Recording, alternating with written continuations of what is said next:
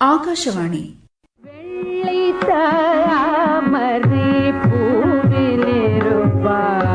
தமிழ்ச்சொல் மாலை.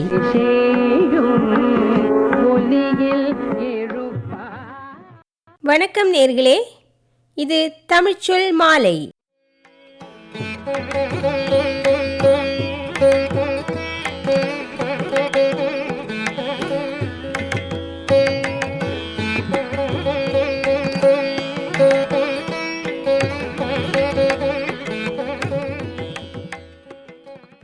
நேர்களே, இயற்கையை நேசிக்காதவர்கள் உண்டா? இயற்கை அழகை ரசிக்காதவர்கள் உண்டா? இயற்கையின் அழகை வர்ணிக்காத இலக்கியங்கள் உண்டா? இயற்கையை சார்ந்திராத உயிரினங்கள் உண்டா என்று கேட்டால் எல்லா கேள்விகளுக்கும் இல்லை என்றுதான் பதில். ஏனென்றால் இந்த உலகின் ஆதாரமே இயற்கைத்தான். இந்த இயற்கையை சார்ந்திராமல் இந்த உலகில் யாரும் நிலைநிற்க முடியாது என்பது அறிவியல் உண்மை.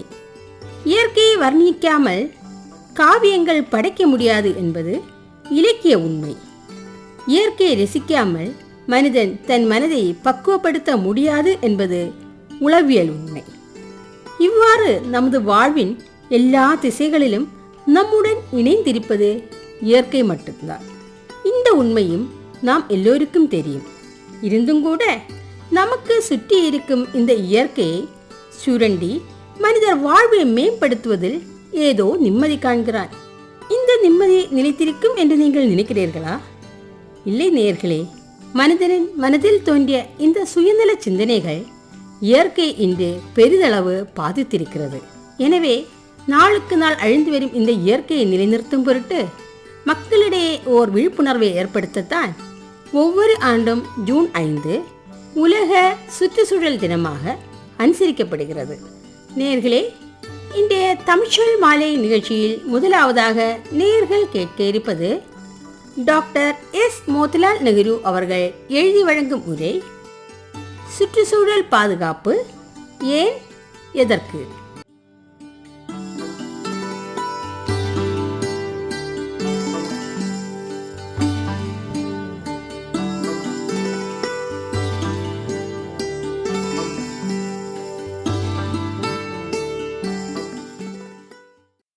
நல்ல வளமான மனித வாழ்க்கைக்கு அடிப்படை ஆதாரம் மாசற்ற தூய்மையான சுற்றுப்புற சூழல்.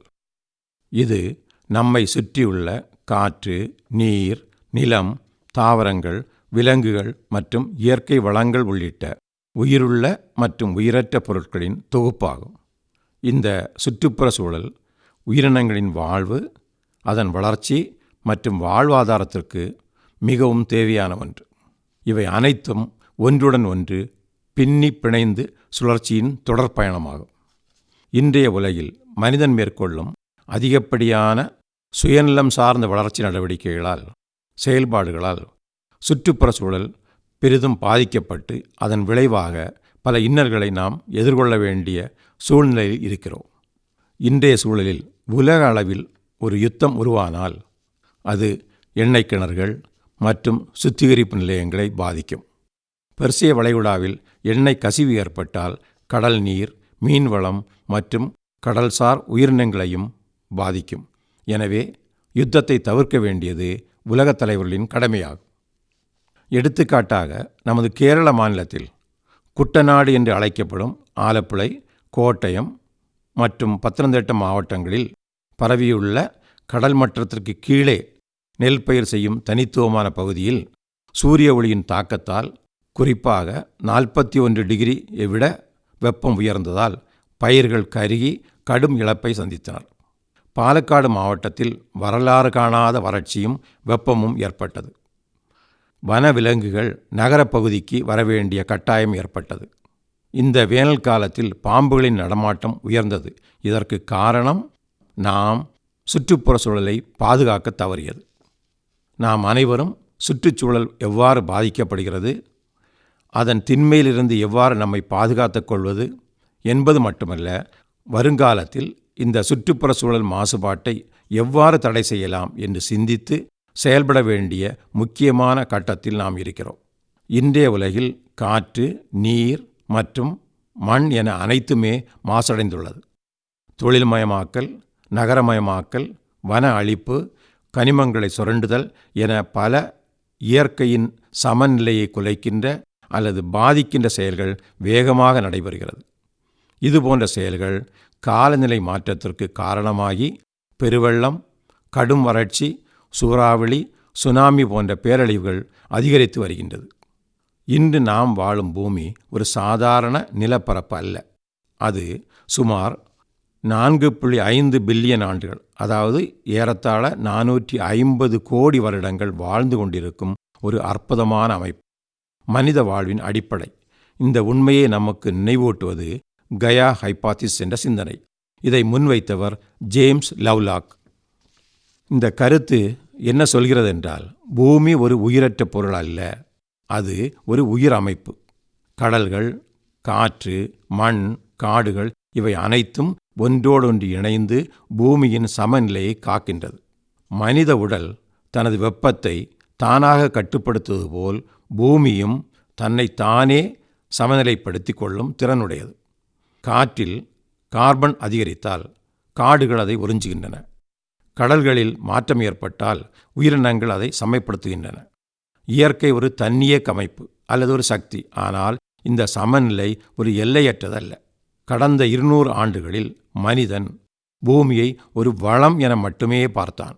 எண்ணெய் எடுப்பு, சுரங்கத் தொழில், காடுகள் அழிப்பு, காற்று மற்றும் நீர் மாசுபாடு இவை அனைத்தும் பூமியின் இயற்கை சமநிலையை சிதைத்துவிட்டன.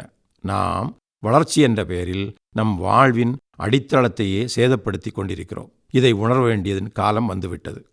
இயற்கை பேசாது, ஆனால் அது பதிலளிக்கும். கடுமையான வெள்ளப்பேரழிவுகள், சுனாமி போன்ற தாக்கல், நீண்ட வறட்சி, அதிகரிக்கும் வெப்பநிலை, உயிரின அழிவுகள் என இவை அனைத்தும் எச்சரிக்கைகள் அல்ல, இவை இயற்கையின் திருத்தும் செயல்கள். பூமி பல பேரழிவுகளை கடந்துள்ளது.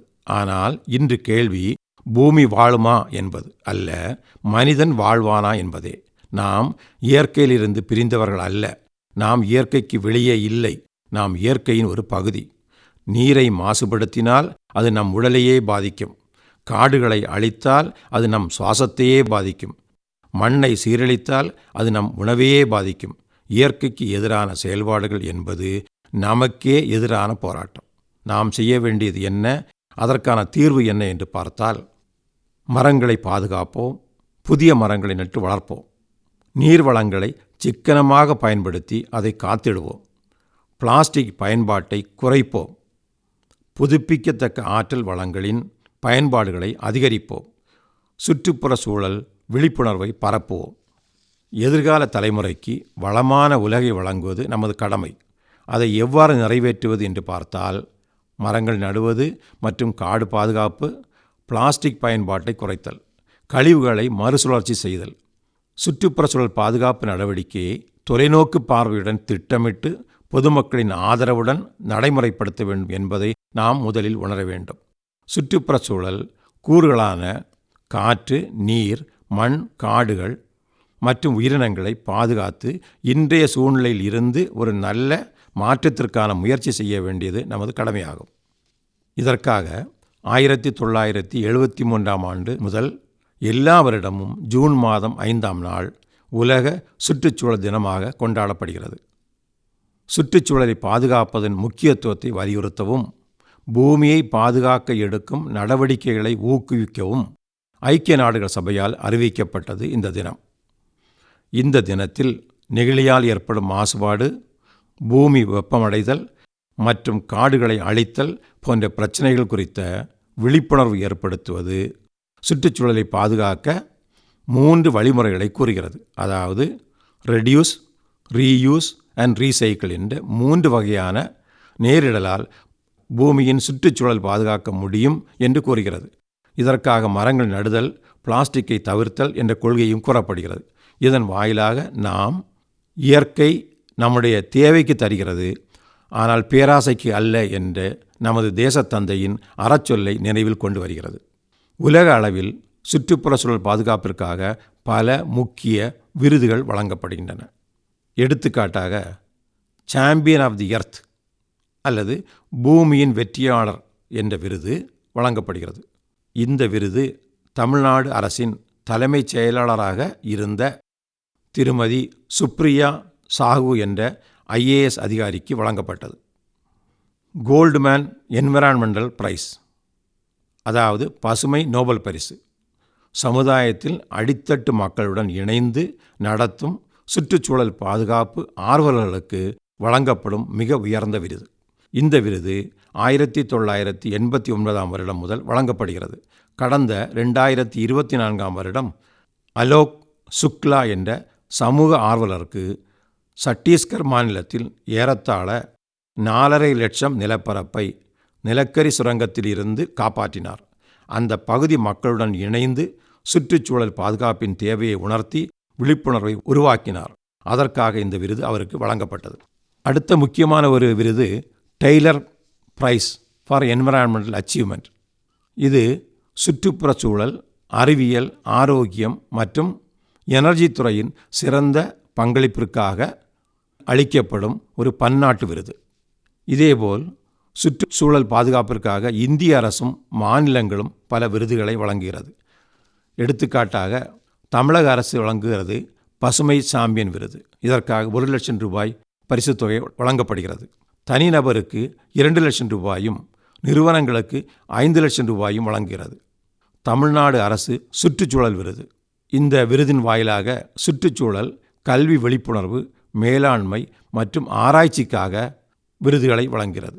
இதுபோன்று பல மாநிலங்களும் விருதுகள் வழங்கி சுற்றுச்சூழல் பாதுகாப்பை உறுதி செய்ய முன்வந்துள்ளது. இந்தியாவில் நடந்த முக்கியமான சில சுற்றுச்சூழல் பாதுகாப்பு முயற்சிகளை பார்ப்போம். முதலில் வருவது சிப்கோ இயக்கம்.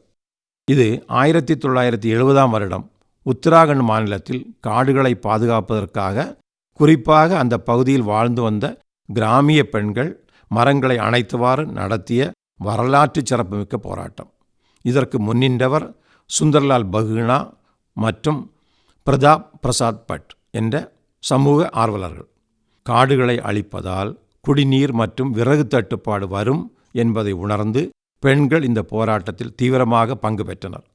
இதன் பயனாக இமயமலை பகுதி காடுகளில் மரங்கள் வெட்டுவதை மத்திய அரசு 15 ஆண்டுகளுக்கு தடை விதித்தது. இது சுற்றுச்சூழல் பாதுகாப்பு விழிப்புணர்ச்சியால் ஏற்பட்ட நன்மையாகும். இந்த போராட்டங்கள் காடு பாதுகாப்பு சட்டங்களுக்கு வழிவகுத்தது. இரண்டாவதாக நினைவுக்கு வருவது அப்பிக்கோ இயக்கம். 1983 வருடம் கர்நாடக மாநில மேற்கு தொடர்ச்சி மலை காடுகள் அழிப்பதை தடுக்க பாண்டுரங்க ஹெக்டே தலைமையில் நடந்த ஒரு முக்கிய போராட்டமாகும் இது. கன்னடத்தில் அப்பிக்கோ என்றால் கெட்டிப்பிடி, அதாவது தென்னிந்தியாவின் சிப்கோ என்று கூறலாம். இந்த காடுகளை காப்பாற்றும் மக்கள் இயக்கத்தால் பொதுவாக மக்களிடையே விழிப்புணர்வு உயர்ந்தது. மூன்றாவதாக நர்மதா பச்சாவோ அந்துலோன் இயக்கம். நர்மதா நதியின் குறுக்கே கட்டப்படும் சரோவர் அணை உள்ளிட்ட பெரிய அணை திட்டங்களுக்கு எதிராக 1985 வருடம் மேதா பட்கர், பாபா ஆம்தே போன்ற சமூக ஆர்வலர்களின் முயற்சியால் ஆரம்பமானது இந்த போராட்டம். பழங்குடியினர், விவசாயிகள் மற்றும் சமூக நல ஆர்வலர்கள் முன்னின்று நடத்தப்பட்ட இந்த இயக்கம் மக்களிடையே சுற்றுச்சூழல் பாதுகாப்பு தேவை என்ற உணர்வை வளர்க்க காரணமாக அமைந்தது. ஒரு அணையை கட்டினால் ஏறத்தாழ 44,000 மக்கள் இடம்பெயர்கிறார்கள். இவர்களுக்கு பாதுகாப்பு கிடைக்கப்படுவதில்லை. இதன் வாயிலாக அந்த பழங்குடியினர், தலித்துக்களும் தங்கள் வாழ்வாதாரத்தை இழக்கிறார்கள் என்ற கருத்து முன்வைக்கப்பட்டது. இதைத் தொடர்ந்து நர்மதா சேவா மிஷன் என்ற ஒரு தனிப்பட்ட அரசு சார்ந்த திட்டமும் முன்வைக்கப்பட்டது. இது பெரிய அணை திட்டங்களுக்கு எதிரான போராட்டம் அல்ல, ஆனால் அதை எவ்வாறு பயன்படுத்த வேண்டும் என்பதற்காக வழிநடத்துவதற்காக உருவான போராட்டம். இத்தகைய போராட்டங்கள் நமக்கு நம்முடைய சுற்றுப்புற சூழலை பாதுகாப்பதற்கு மிகவும் உதவியாக இருக்கிறது. கேரளாவில் நடந்த சுற்றுச்சூழல் பாதுகாப்பு முயற்சிகள் என்று பார்த்தால் முதலில் நம் நினைவுக்கு வருவது சைலண்ட் வேலி பாதுகாப்பு இயக்கம். மேற்கு தொடர்ச்சி மலைகளின் மலைக்காடுகளை காப்பாற்ற கேரள மக்கள் நடத்திய போராட்டம் இது. இதற்கு ஆதரவு தந்து போராட்டத்தை முன்னின்று நடத்தியது கேரள சாஸ்திர சாகித்ய பரிஷத் என்ற இயக்கம். அட்டப்பாடியில் குந்திப்புழா என்ற ஆற்றின் குறுக்கே அணையை கட்டி நீர் மின்சார உற்பத்தி என்ற முயற்சியில் இருந்து அந்த அமைதி பள்ளத்தாக்கு என்ற வெப்பமண்டல மலைக்காடுகளை பாதுகாப்பதற்காக நடத்தப்பட்ட போராட்டம். இந்த அணைக்கட்டு வருவதால் அந்த அமைதி பள்ளத்தாக்கு இல்லாமல் போய்விடும் என்ற உண்மையை உணர்ந்து இந்த போராட்டம் நடந்தது. இதன் பயனாக இந்த அமைதி பள்ளத்தாக்கு தேசிய பூங்காவாக அறிவிக்கப்பட்டது. சேவ் ஆலப்பாடு இயக்கம் கொல்லம் மாவட்டத்தில் உள்ள ஆலப்பாடு பஞ்சாயத்தைச் சேர்ந்த மீனவ மக்கள் அங்கு நடக்கும் மணல் எடுக்கும் செயலுக்கு எதிராக நடத்திய போராட்டம். இங்கே IREL, KLM போன்ற பொதுத்துறை நிறுவனங்கள் கடற்கரை மணலை, குறிப்பாக கனிமங்களை வெட்டி எடுப்பதால் நிலப்பரப்பு குறைந்து கிராமத்தை கடல் சூழ்ந்து கொள்ளும் அபாயம் ஏற்படும் என்ற கருத்தை முன்வைத்து தங்கள் வாழ்வாதாரத்தையும் பாதிக்கும் என்று நடத்திய போராட்டம். கொல்லம் முதல் நீண்டகரை வரை ஏறத்தாழ 23 கிலோமீட்டர் கடற்பகுதி இதன் தாக்கத்தால் பாதிக்கப்படும் என்று அவர்கள் கருதுகிறார்கள். இதற்கு சமூக ஆர்வலர்களின் ஆதரவு கிடைத்தது என்றாலும் அதன் மையக்கருத்தை பொதுவாக அரசாங்கமும் மக்களும் உட்கொள்ளவில்லை என்பதுதான் உண்மை. கழிவு மேலாண்மை மற்றும் பசுமை திட்டங்கள். இன்று நாம் வாழும் உலகம் மாசடைவதற்கு முக்கிய காரணங்களில் ஒன்று நாம் வெளியே தள்ளும் கழிவுகள். அதாவது பொதுவாக குப்பை என்ற தேவையற்ற பொருட்களின் கூட்டு. ஆனால் அது உண்மையல்ல. இன்று குப்பை ஒரு சர்வதேச பிரச்சனையாக உள்ளது. அதை எங்கு கொட்டுவது என்று தெரியாமல் தெருக்களிலும் ஏரி, குளம், குட்டை, கடல் என அனைத்து நீர்நிலைகளிலும் கொட்டிவிடுகிறோம். இதனால் நமது வாழ்வாதாரங்கள் பாதிக்கப்படுவது மட்டுமல்ல, மற்ற உயிரினங்களுக்கும் மிகுந்த இன்னலை கொடுத்து பல உயிரினங்கள் அடியோடு அழிவதற்கு அடிப்படை காரணமாக மாறுகிறது என்ற உண்மையை நாம் உணர மறுக்கிறோம். கழிவுகளை குறைப்பதற்கு நம்மால் முடிந்த அளவுக்கு மக்காத பொருட்களை பயன்படுத்தாமல் இருப்பது நல்லது. பயன்படுத்திய பொருட்களை மறுபடியும் பயன்படுத்தலாம் அல்லது கழிவுகளிலிருந்து புதிய பயன்பாட்டை பெறுவது போன்ற வழிமுறைகளை கையாள வேண்டியுள்ளது. தேவையற்ற பொருள் என்ற ஒன்று அதன் பயனாளியை பொறுத்து மாறுபடுகிறது. ஒரு பொருள் ஒரு நிலையில் ஒருவருக்கு பயனில்லாத பொருளாக இருந்தாலும் அந்த பொருள் வேறொருவருக்கு பயனுள்ளதாக மாறும். உதாரணமாக, ஒரு பொருளை வாங்கும் பொழுது அதை ஒரு பொட்டலமாக தருகிறார்கள். அதற்கு பயன்படுத்தப்பட்ட அந்த பேப்பரோ, பிளாஸ்டிக் உரையோ, அலுமினியத்தால் செய்யப்பட்ட டப்பாக்கள் அல்லது அலுமினிய உரைகளும் வீட்டிற்கு வந்ததும் அது தேவையற்ற பொருள் என்று வெளியே வீசுகிறோம். ஆனால் அந்த பொருளை தரம் திரித்து பாதுகாத்து வைத்திருந்தால் அந்த பொருளை விலைக்கு கொடுத்து பணத்தை பெறுவது மட்டுமல்லாமல் அந்த பொருளால் சுற்றுப்புற சூழலுக்கு ஏற்பட இருந்த கெடுதலையும் தவிர்க்க முடிகிறது. அவ்வாறு நாம் செய்யும் ஒவ்வொரு செயலிலும் எவ்வாறு சுற்றுப்புற சூழலை பாதுகாக்க வேண்டும் என்று சிந்தித்து செயல்பட்டால் அதுவே ஒரு பெரிய முயற்சி. பலதுள்ளி பெருவெள்ளம் என்பது போல் ஒவ்வொருவரும் தங்களால் இயன்ற அளவுக்கு சுற்றுப்புற சூழலை மாசுபடுத்தக்கூடாது என்ற எண்ணத்துடன் செயல்பட்டால் அது ஒரு மிகப்பெரிய வெற்றியை தரும் என்பதில் எந்த ஐயமும் இல்லை.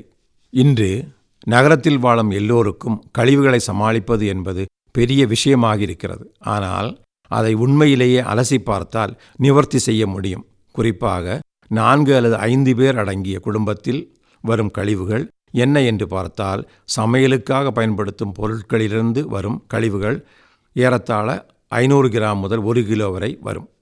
அந்த கழிவுகளை மாநகராட்சியில் இருந்து கொடுக்கப்பட்ட மக்கும் பொருட்களை பயன்படுத்தும் 3 நிலை தொட்டியில் போட்டு மக்க வைத்து 3 மாதங்களுக்கு பிறகு அந்த மக்கிய பொருளை உரமாக பயன்படுத்தலாம். நமக்கு தேவையில்லை என்றால் பிறருக்கு கொடுத்தும் உதவலாம். இது நாம் பயன்படுத்தும் ஒரு பொருள் அதன் தேவையை நிறை செய்தவுடன் வேண்டாத பொருளாக மாறி தூக்கி எறியப்படுகிறது. ஆனால் அந்த வேண்டாத பொருள் இன்னொருவரின் தேவையை பூர்த்தி செய்யும் பொழுது அது சுற்றுப்புற சூழலில் ஏற்படுத்த இருந்த பாதிப்பை தவிர்க்கிறது.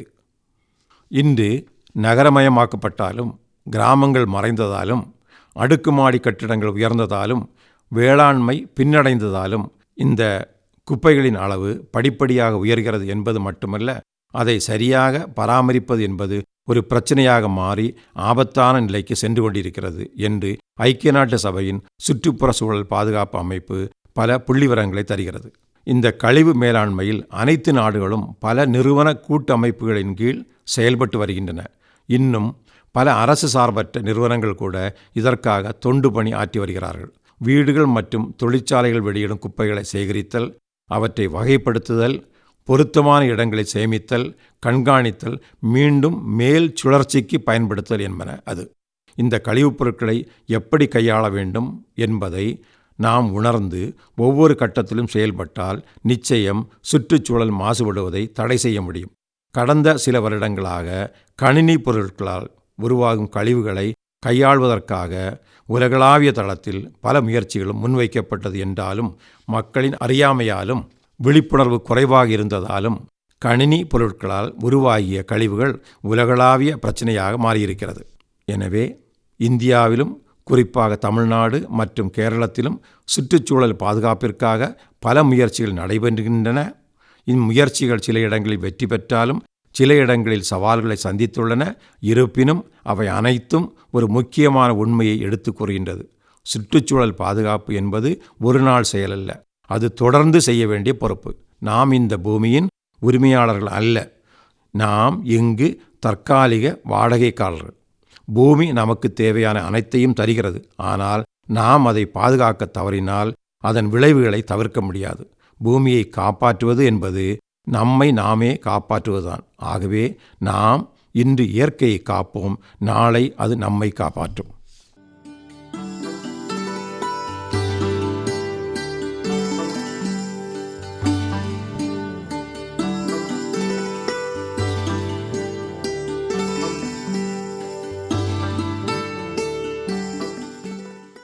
நிகழ்ச்சியில் இதுவரை நேர்கள் கேட்டது டாக்டர் எஸ். மோதிலால் நேரு அவர்கள் எழுதி வழங்கிய உரை சுற்றுச்சூழல் பாதுகாப்பு ஏன் எதற்கு.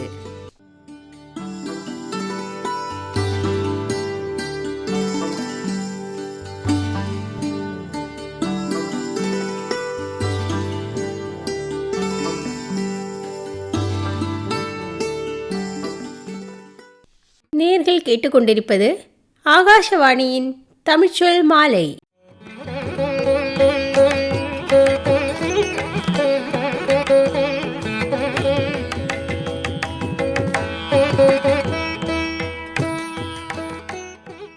இன்றைய தமிழ்ச்சொல் மாலை நிகழ்ச்சியில் தொடர்ந்து நேர்கள் கேட்க இருப்பது திருமதி கே. கல்பனா அவர்கள் எழுதி வழங்கும் கவிதைகள்.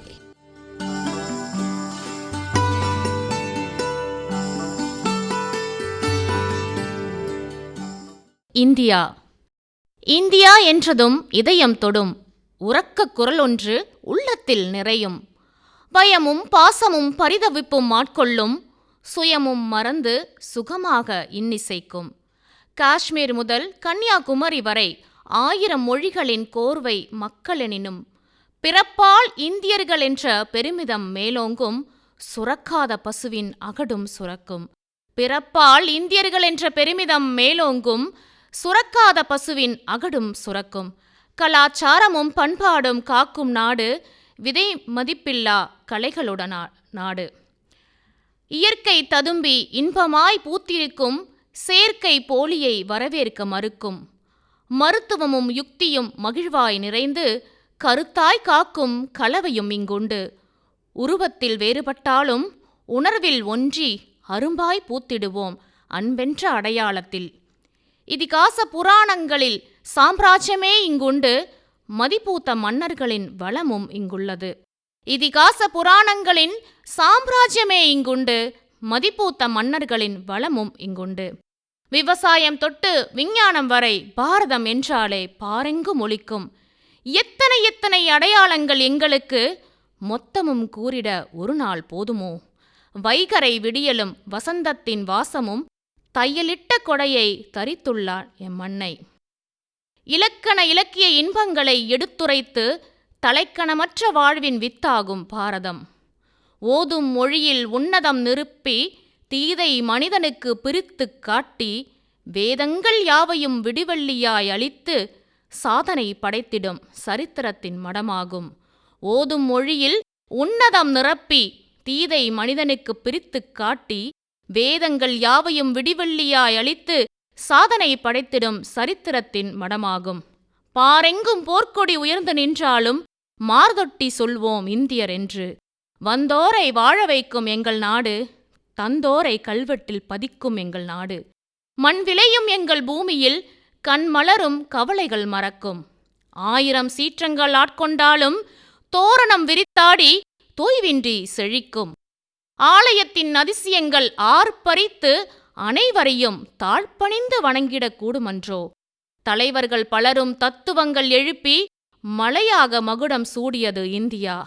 அந்நிய செலவாணியை அண்டாது காத்து பின்னிய பாயில் படுத்துறங்கியவன் இந்தியன். காக்கையை குருவி என அனைத்தும் யாக்கையோடு இணைந்திங்கு நர்த்தனமாடும். பாயும் புலியாம் எங்கள் சின்னம், சேயையும் எழுப்பும் வீரத்தின் அடையாளம். பண்டிகை காலம் பலரையும் இணைத்து செண்டாய் சுகந்தம் திக்கெங்கும் பரவும். ஏடுகளில் புதைந்திருந்த எத்தனையோ மொழிகள் ஆடுகளத்தில் இறங்கியது இந்திய நாட்டிலே. ஏடுகளில் புதைந்திருந்த எத்தனையோ மொழிகள் ஆடுகளத்தில் இறங்கியது இந்திய நாட்டிலே. புதையுண்டு கிடந்த புரட்சிகள் யாவும் சிதையாமல் எழுந்தது எங்கள் நாட்டில். ஆடை அணிகலன்கள் அனைத்தும் கைவண்ணமாக நாடுவது யாவும் பல நாட்டவர். எந்த காலமெனினும் எங்களுக்கு தகும் சொந்த காலில் நின்றிட சுய தொழிலும் உண்டு. ஆதவனும் சந்திரனும் அச்சாணியாய் காத்திட மாதவம் பெறுவோம், மணிமுத்தாய் வாழ்வோம். அறம் செய்ய விரும்பென்ற அவ்வை கூற்றும் மறவாமல் நின்றாடும் மானுட மனதில். வரலாறு நிறைந்த காவிய பரிசுகளை தரமுடன் தந்தியம்பியது எங்கள் நாடு. இன்றைய அறிவியல் கண்டுபிடிப்புகள் யாவும் அன்றைய எங்கள் முன்னோர்களின் நேட்டிலுண்டு. ஆம், இன்றைய அறிவியல் கண்டுபிடிப்புகள் யாவும் அன்றைய எங்கள் முன்னோர்களின் ஏட்டிலுண்டு. எதிரிகளை கூட இரு கரத்துடன் வரவேற்கும் புதிரான பூமி எங்கள் பாரதம். மெய்ஞான மேன்மையுற்று மேதினியில் உலவி விஞ்ஞானம் செழித்து வியப்புடன் நிறைந்திருக்கும். காலத்தின் கணக்குகளை கண் திருஷ்டியிலே கண்டெடுத்து கோள்களின் சஞ்சாரத்தை உணர்த்தியவன் இந்தியன். ஒவ்வொருவரின் இரத்தத்திலும் இந்தியன் என்ற உணர்வு இயல்பா என்றும் இயங்கியே நடையிடும். மாயமும் மந்திரமும் எங்களுக்கு தேவையில்லை, நேயமும் நுட்பமும் நிறைந்தது எங்கள் பூமி. கல்லையும் கனியாக கண்டு கருத்துடன் புல்லையும் ஆயுதமாக்கும் எங்கள் பாரதம். வியத்தகு ஆற்றலுடன் விந்தைகள் நிறைந்து பயன்மிகு விதையுடன் பாரினில் முத்துதிருக்கும். கல்லையும் கனியச் செய்யும் கருத்துடன் புல்லையும் ஆயுதமாக்கும் எங்கள் பாரதம். வியத்தகு ஆற்றலுடன் விந்தைகள் நிறைந்து பயன்மிகு விதையும் பாரினில் முத்துதிருக்கும் எங்கள் வளமைமிகு பாரத நாடு.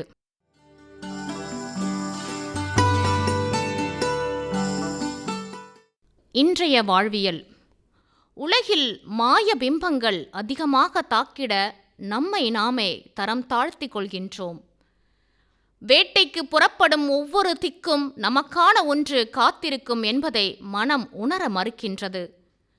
ஆம், என்றோ ஓர் நாட்களில் அப்பாவின் சரணத்தில் அடங்கிய அந்த பெட்டிக்குள் நமக்கான வாழ்வின் தொடக்கம் ஆரம்பமாகும் என்பதையும் உணர்வதில்லை. முட்டி மோதிய பாறைக்குள் முகவர் இன்றி எழும்பும் ஓசைக்குள் ஒரு சக்தி இருக்கின்றது என்பதை உணர்வதில்லை. மெய்கள் செப்பனிட மேன்மை அடைந்திடும் அனைத்திலும் இப்பிரபஞ்சம் சாட்சியாகும் என்பதை உணர்வதில்லை. உணர்ந்தால் இருட்டுக்குள் மனிதன் அடங்கிவிட மாட்டான். கருதாங்கி மண்ணில் விதையாக எழுந்த உருக்கள் யாவும் நாளை விருட்சமாக கூடும் என்பதை உணர்வதில்லை. என்றோ ஒரு நாள் சுரண்டப்படும் மானுட உயிர்களின் சக்தியை திருச்சறியாது இன்றைக்கே முந்தி நடக்க துடிக்கும் சில வினோத செயல்கள். தகித்து அடங்கும் சாம்பலின் ஒரு துளி கூட உயிர்ப்பிருக்காது என்று உணர மறுக்கும் நிமிடங்கள். ஒற்றை புள்ளிக்குள் அடங்காது பல பரிவட்டங்களை சுமந்து நாயனாக துடிக்கும் மரபுகளை மறந்த நடப்புக்கள். விட்டத்தை எட்டிப்பிடிக்க கற்பூரம் போல அறிவு என்ற நெருப்புள்ளதை உணர மறுத்த உள்ளங்கள். கற்பனை சிறகுகள் விரித்து கனவுலகத்தில் வாழும் காலத்தை கடந்த வாழ்வியல் நோட்டங்கள். எங்கோ என்றோ விட்டுச் சென்ற ஒன்றை எண்ணி மீள முடியாத காத்திருப்பின் நாட்கள் தொலைத்த சிலர். வரப்பிரசாதமாய் வந்த வாழ்வியல் வதந்திகள் பரப்பிக்கொண்டு வெறுப்பை உமிழ்ந்து சிரிக்கும் சில மனிதர்கள்.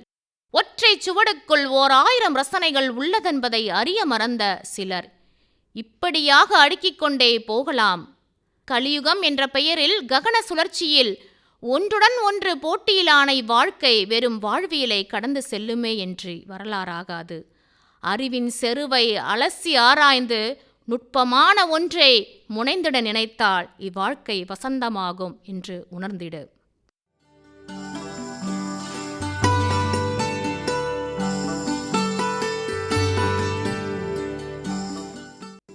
நிகழ்ச்சியில் இதுவரை நேயர்கள் கேட்டது திருமதி கே கல்பனா அவர்கள் எழுதி வழங்கிய கவிதைகள்.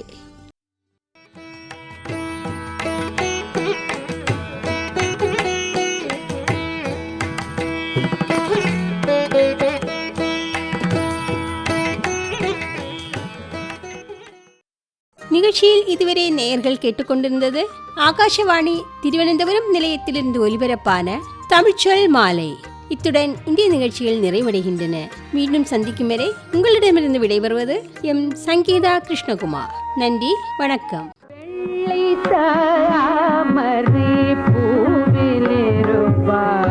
தமிழ்ச்சொல் மாலை. ஒலியில்